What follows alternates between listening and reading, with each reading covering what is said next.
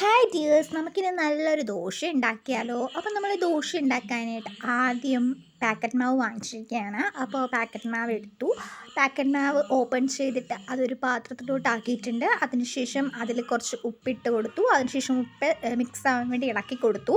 അതിനുശേഷം നമ്മൾ ദോശക്കല്ലെടുത്ത് വെച്ച് ചൂടാക്കി. അതിനുശേഷം എണ്ണ പുരട്ടി കൊടുത്തു. എണ്ണ പുരട്ടി കൊടുത്തതിന് ശേഷം ഒന്നും കൂടെ ഈ മാവൊന്ന് ഇളക്കിയതിന് ശേഷം മാവ് കോരി നമ്മൾ ദോശക്കല്ലിലേക്ക് ഒഴിക്കുകയാണ്. അപ്പോൾ ദോശക്കല്ലിലേക്ക് ആ മാവ് ഒഴിച്ചതിന് ശേഷം അതിങ്ങനെ പരത്തി കൊടുക്കണം. റൗണ്ടായിട്ട് നന്നായിട്ട് പരത്തി കൊടുക്കണം. എങ്കിലേ നല്ല റൗണ്ടിലും നല്ല മൊരിഞ്ഞും ദോശ വരത്തുള്ളൂ. അപ്പോൾ നമ്മുടെ ദോശ ഒരു സൈഡ് വെന്തിട്ടിട്ട് നമ്മൾ ചട്ടുകം വെച്ചിട്ട് ദോശ മറിച്ചിടുകയാണ്. നമ്മൾ ദോശ മറിച്ചിട്ടിട്ടുണ്ട്. അങ്ങനെ നമ്മൾ ദോശ വെന്തിരിക്കുകയാണ്. നമ്മൾ ദോശ കഴിക്കാൻ പോവാണ്. കണ്ടില്ലേ, ഇതാണ് ഞാൻ ഉണ്ടാക്കിയ ദോശ. എനിക്ക് വലിയ രീതിയിൽ ഉണ്ടാക്കാൻ കുക്കിംഗ് എനിക്ക് വലിയ രീതിയിൽ അറിയത്തില്ലാത്തതുകൊണ്ട് എനിക്ക് അറിയാവുന്ന രീതിയിൽ ഉണ്ടാക്കിയിട്ടുണ്ട്. അപ്പോൾ എങ്ങനെയുണ്ട് എൻ്റെ ദോശ? ഇഷ്ടമായോ? അപ്പോൾ എൻ്റെ ദോശ ഇഷ്ടമായിട്ടുണ്ടെങ്കിൽ ഇപ്പോൾ കാഴ്ചയിൽ നിങ്ങൾക്ക് പറയാൻ പറ്റുള്ളൂ. ടേസ്റ്റ് നിങ്ങൾ ചെയ്തില്ലല്ലോ. നല്ല ടേസ്റ്റ്, എനിക്ക് ടേസ്റ്റ് ആയിട്ട് തോന്നിയിട്ടുണ്ട്.